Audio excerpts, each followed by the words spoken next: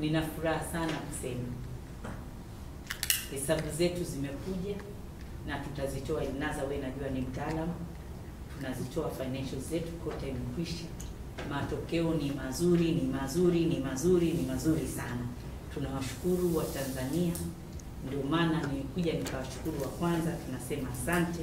Tutakuwa na press conference ya kutoa matokeo yetu nikiwa na wataalamu wangu, afisa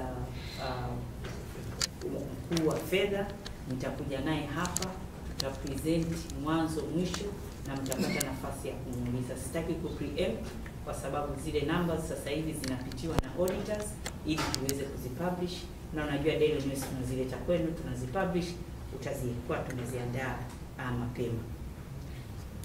Hatujapoteza wateja. Watanzania nafikiri ni waelewa zaidi na wanajua kwamba mifumo hii inawasaidia, lakini pia katika safari ya benki ya CRDB katika miaka 30 tulishawahi kufanya marekebisho kidogo ya mifumo, japokuwa hatufanya kwa ukubwa huu na kwa teknolojia kubwa kama tulioifanya hivi.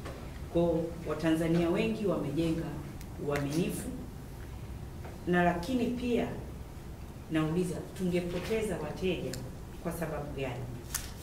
Kwa sababu tulitoa matangazo kwa hili kwa very well planned kwamba tutakuwa hatuna huduma kwa siku kadhaa.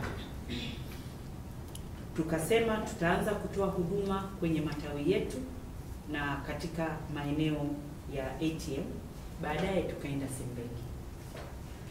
Wengi waliendelea kupata huduma bila matatizo. Kuna wachache walipata changamoto.